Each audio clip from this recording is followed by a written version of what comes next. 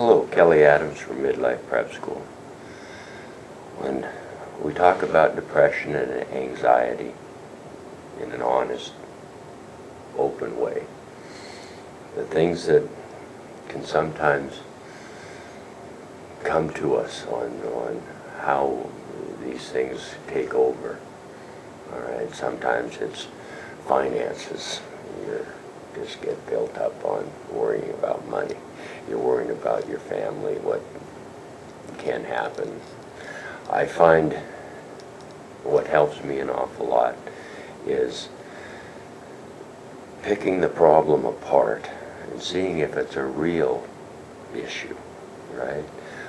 It's often said that, the part that we really look at in our lives is such a small circle. Let's call it our radar screen. We really don't see the big picture of what's about to come in. We get so focused on the little parts of it, all right? And what helps me with my depression and oftentimes my anxiety, and we'll discuss the two, because they are two different things in my opinion, all right? But with depression, everything can seem like it's going real good. And then I find for myself that if I'm in a large group of people, I find myself almost feeling more alone than I am if I'm with one or two or three people, all right, which is hard to explain to people that don't have our problem, if it is can be classified as the problem. Okay, so we have to, when we find ourselves with that emotion coming, what your mind is telling you, kind of stop and analyze it. Don't run from it. Don't fear it so much, but stop and analyze the whys. And is this even real? I mean, you can be in a group of people, 100 people. Well, you may only be interacting with 5 or 6 anyway. So of course, just because you're in a group of like a large amount of people, doesn't mean that you're all by yourself. You're just choosing to interact with a few people. Okay, you don't have to be, the little social butterfly and feel like you have to run around. Some people do that, and that's the way they are.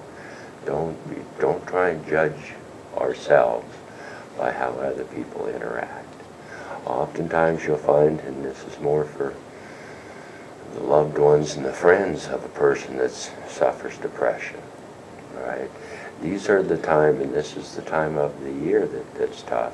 There's all these social gatherings. There's the Christmas parties and, large family events, sometimes even small family events. This is the time that I've always found that I had to watch myself the most, as to not get the euphoric high, let's say, all right, where, boy, everything's great. You had a real good time last night at the party, and you got to see all these friends. But oftentimes it's the next day when you're all by yourself, and you're thinking, boy, that just was really great, and it's never going to get any better. And maybe I should leave these people with the thought that, we really had fun the last time we were with that person. Now, that's how we feel. It's a hard concept for most people.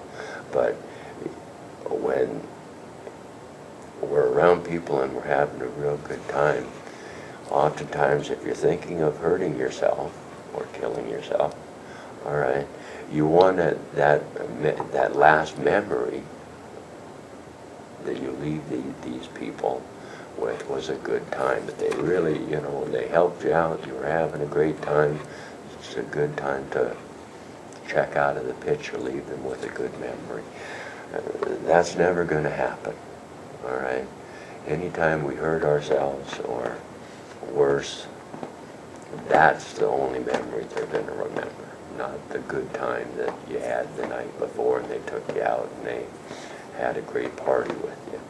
It'll be that they lost you and they wonder why and how, and everything seemed like it was so good.